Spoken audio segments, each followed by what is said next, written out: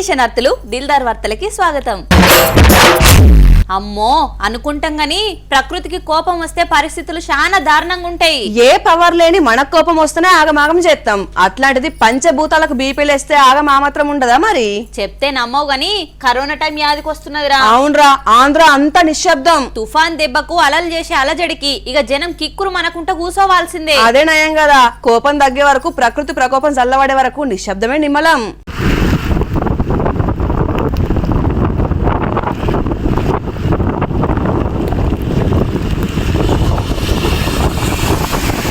ముంతా తుఫాన్ దెబ్బకు ఆంధ్ర మొత్తం లేచి కూసున్నది.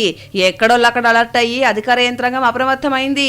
వాతావరణ శాఖోళ్ళు కన్ను రెప్పగొట్టకుండా కాలాన్ని గమనిస్తున్నారు. ఎప్పటికప్పుడు వివరాలు అందిస్తున్నారు. ఆగకుండా టోల్ ఫ్రీ నెంబర్లు మోగుతూనే ఉన్నాయి. అన్ని జిల్లాలల్లో అలజడిని ముందే గమనించి అన్ని పనులు బంద్ పెట్టుకొని చిన్నపాటి కర్ఫ్యూ పాటిస్తున్నారు. తీరం దాటుతున్న తుఫాన్ దెబ్బకు దంచి కొడుతున్నాయి వానలు.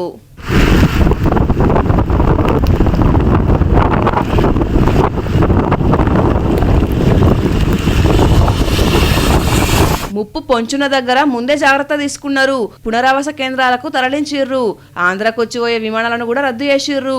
కూలిన చెట్లు, మునిగిన ఇండ్లు, కొట్టుకుపోయిన పంటలు, ఎగిసిపడుతున్న అలలు అంతా అల్లకల్లంగా ఉన్నది పరిస్థితి. జరిగిన నష్టం పక్కకు పెడితే జనాలకు కష్టం కలగకుండా కనిపెట్టుకుంటుంటున్నారు. అటు ఆంధ్రాల తుఫాన్ ప్రభావం తెలంగాణ మీద కూడా పడ్డది. 2 రోజుల సంధి చిన్న సన్నగా రాలుతూనే ఉన్నాయి చినుకులు. ఎందుకైనా మంచిది. కాలం కన్నెర్రయ్యేసినప్పుడు మనమే కాలానికి అనుగుణంగా ఉండాలి. పైలంగా ఉండుర్రి. అధికారులు చెప్పినట్టు ఇనుర్రుల్లా.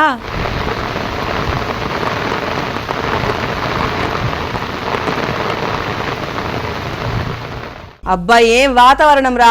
ఆంధ్రాల తుఫాన్ లేస్తే తెలంగాణలో వణుకొస్తున్నది. వేడి వేడి వార్తలు చదువు సలహా తగ్గుతుంది. చస్తున్నా అంటే కూడా నువ్వు వార్తలు చదివి చచ్చిపోయినట్టు ఉన్నావు కదా. మరి తుఫాను నీకు నాకే ఉన్నదా? లోకమంతున్నది. పనులు బంద్ పెట్టుకుని కూర్చున్నారా వాళ్ళు? అబ్బా అనుకుంటాం గాని అతి ఏదైనా అర్థమేరా. ఎక్కడి వానలు ఏం కథ. ఆఫీసులకు వచ్చేటందుకు మనకే గింత కష్టమైతే ఆపత్తొచ్చిన వాళ్ళ సంగతి ఏంది మరి? అయ్యో ఆపతొస్తే అంబులెన్సులు లేవారా? అంబులెన్సులుంటే రోడ్లు ఉండొద్దా? సూడుగట్టు పరిశాన్ ఎట్లున్నదో.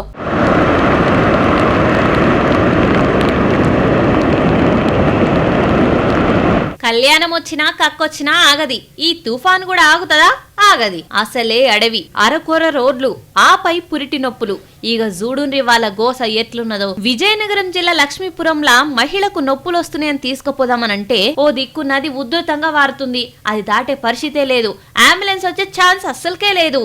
ఆఖరికి ఆటోలో తీసుకుపోదామనంటే బురద రోడ్ల మీద అది మొరాయించింది.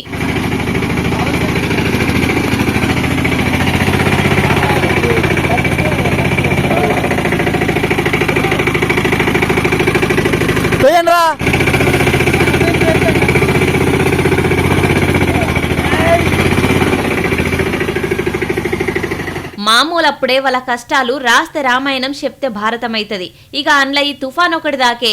ఇక వాళ్ళ బాధలు ఎవరికి చెప్పినా లాభం లేదని వాళ్లే ఆటోను దొబ్బుకుంటా దవాఖాన బట పట్టిండ్రు. ఎవరో ఒకరి మీద తప్పేసేందుకు ఒక రోజో 2 రోజుల నుంచో మొదలైన సమస్యనా ఇది? కాదు. తరతరాలుగా వాళ్ళు అనుభవిస్తున్న గోసనే. తరాలు మారుతున్నాయి, ప్రభుత్వాలు మారుతున్నాయి, కానీ వీళ్ళ రాతలు మాత్రం అస్సలే మారుతలేవు.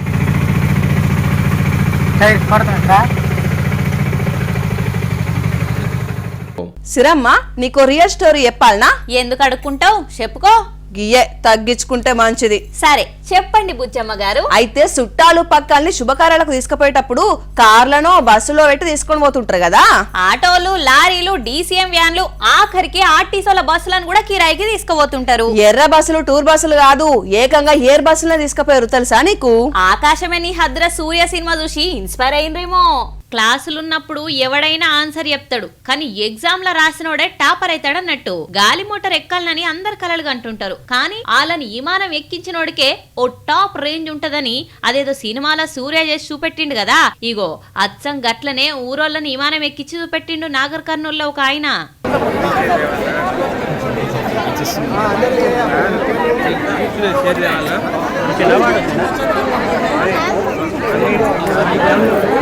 మేడ్చల్, మల్కాజిగిరి జిల్లాలుండే మేకల గజపతి ఎంగేజ్మెంట్ కార్యాన్ని గోవాలో పెట్టాలని డిసైడ్ చేసుకున్నారు ఇంటోళ్ళు. అయితే అలా నాయన అయ్యప్ప మాత్రం ఈ కార్యం అందరికి గుర్తుండిపోయేలా చేయాలని అనుకున్నాడట. అందుకే చుట్టాలు పక్కాలే కాదు, నాగర్ కర్నూలు జిల్లా సొంతూరు గుడ్వనర్లున్న గ్రామస్తులందరినీ 2 విమానాలు గుత్తకు తీసుకుని 500 మందితోని శంషాబాద్ హైదరాబాద్ కించి గోవాకు పోయినరు. లగ్గానికి ఎర్ర బస్సులు మాట్లాడుకున్నట్టే 2 కోట్లు ఖర్చు పెట్టి స్పెషల్ గా 2 ఎయిర్ బస్సులను మాట్లాడిరన్నట్టు. పెళ్లివారమండి మగ పెళ్లివారమండి అనుకుంటా ఎయిర్పోర్ట్ ల గిలి చేసిన సందడి చూసి అక్కడున్నోళ్ళు మస్తు పరిశాన్ అయినరట. ఇంటికాడ లేని లోటు తెలవకుండా అందరితోని కలిసి శుభకార్యాన్ని గోవాల గ్రాండ్ గా చెప్పించిండ్రు. అయితే సామాన్య రైతుగా పుట్టి ఎదిగిన మా నాయనకు ఊరోళ్ళంటే మస్తు పాయిరం. అందుకే వాళ్ళ కళ్ళల్ల ఆనందం చూడాలనే బంధువులతోని పాటు వాళ్ళను కూడా ఈ మనం ఎక్కించినాం. ఊరోళ్ళ సంతోషమే మా సంతోషంగా భావించి గీ తీరుగా చేసినామని అంటున్నారు పెళ్లి పిల్లగాని ఇంటోళ్ళు. రియల్ స్టోరీని రీల్ స్టోరీగా సినిమాలు చూపెడితే రియల్ స్టోరీని మల్లో మల్క రియల్ స్టోరీగా చూపెట్టిరన్నట్టు. ఏ నిమిషానికి ఏమి జరుగునో ఎవరు హించెదరు. అవును, ఆంధ్రాల పరిస్థితి గట్లనే ఉన్నదట. అది అనుకోనొచ్చిన తుఫాన్ ప్రభావం. అనుకోని ప్రమాదాల సంగతి ఏంద్రా అర్థం కాలేదురా. ఇప్పటి వరకు బస్సు ప్రయాణం అంటే సురక్షితం, సుఖవంతం, శుభప్రదం అని ఫీల్ అయ్యేది. కానీ ఇప్పుడు ఎయిర్ బస్సుల నుంచి ఎర్ర బస్సుల దాకా ఏ ప్రయాణం అయినా గ్యారంటీ లేదురా. జీవితం అనే ప్రయాణంలో గమ్యస్థానం ఎట్లయితే తెలియదో ఈ ప్రయాణాలలో కూడా గట్లనే తెలుస్తలేదు. రోడ్లు బాగలేకున్నా, బస్ కండిషన్ బాగలేకున్నా, డ్రైవర్ కరెక్ట్ లేకున్నా 3 మాత్రం ప్రయాణికులకే. తప్పు ఏదన్నా గాని శిక్ష మాత్రం అమాయక జనాల వంతైతుంది. తిరుపతిలో గ్యాస్ లైన్ కోసం గుంటలదా విడిచిపెడితే ఆర్టీసీ బస్సు ఆ గుంటల పడ్డది. ఉట్టి పుణ్యానికి దెబ్బల పాలయ్యారు ప్రయాణికులు.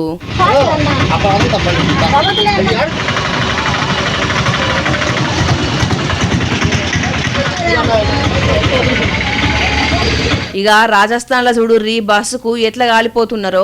చిన్నప్పటి ఎర్ర బస్సులు ఎంత డొక్కుకున్నా ఇట్లాంటి ప్రమాదాలు అయితే జరగకపోతుండే. నిన్నీ అలా తయారైన బస్సులే బుస్సు బుస్సు అనుకుంటా మంటలు అంటుకుంటున్నాయి. అటు ఢిల్లీ ఎయిర్పోర్ట్ లా బస్సుల గట్లనే మంటలు లేచినాయి. దేశాలు తిరిగి జర్రైతే ఇంట్లో పడతామనంగా పెద్ద ప్రమాదమే తప్పింది. ఎయిర్పోర్ట్ లో దిగిన ప్యాసింజర్లను ఎక్కించుకొని పోతుంటే వెనకంగా మంటలు వచ్చినాయట. ఎమ్మటే బస్సు ఆపి వాళ్ళందరినీ దించిర్రు. ట్రావెలింగ్ అంటే ఇష్టపడేటోళ్ళు కూడా దడుచుకునే పరిస్థితి వచ్చింది.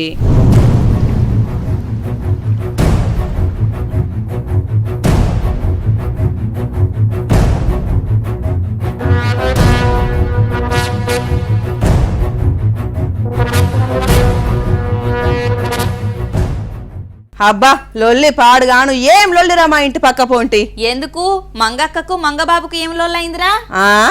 అదే అయ్యో ఆలు మొగలు మంచిగానే ఉంటున్నారు అని అంటావు కదా. ఉంటున్నారు గానీ నిన్న రాత్రి మంగబాబు మంచిగా మందు దాకా వచ్చిండు. భార్య దగ్గర కవర్ చేద్దామని ల్యాప్టాప్ ఓపెన్ చేసి పని చేస్తున్నట్టు కూర్చున్నాడట. అబ్బో పనిమంతుడే అయితే. ఏంది లైట్ వేసి ఉందని అక్కొచ్చి చూస్తే ఇప్పుడే ఆఫీస్ నుంచి అర్జెంట్ మెయిల్ వచ్చింది, అందుకే ల్యాప్టాప్ ఓపెన్ చేసినాడు అన్నాడట.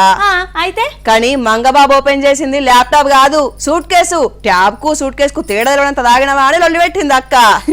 ఇగ్రవంతుడే పో, నీ ఎద్దారు నీళ్ళకు పోతే నూతుల నీళ్లు లోతుకు పోయినాయట. ఇక నేను సమ చేసే వరకు బాగా చీకటైందిరా. సరే సరే గాని ఈ భద్రాద్రి జిల్లాలో ఏమో చిత్రమైందట, చూద్దాంపా.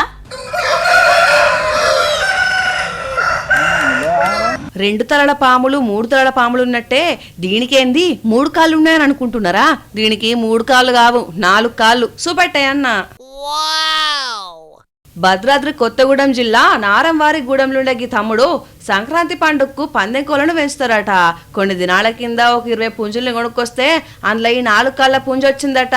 ఇప్పుడు జనాలు ఎక్కువైరని 3 కాళ్ళే చూపిస్తున్నది గాని అప్పుడప్పుడు 4 కాళ్ళను కూడా భూమి మీద పెడతదట. పందెం కోసం కత్తి కట్టేటప్పుడు ఏ కాలు గట్టుడో దీన్ని ఎదుర్కొనేందుకు కడమకోళ్ళు ముంగడికి వస్తాయో రావో గాని మొత్తానికి కాలజ్ఞానం బ్రహ్మంగారు చెప్పినట్టే లోకం మీద చిత్ర విచిత్రాలు చూడాల్సి వస్తుంది అని అంటున్నారు లోకులు. ఇవులా ఎలటి దిల్దార్ వార్తలు మళ్ళా దిల్దార్ వార్తల్లో మళ్ళా కలుద్దాం. అంతవరకు చూస్తూనే ఉండండి వనితా టీవీ. నమస్తే.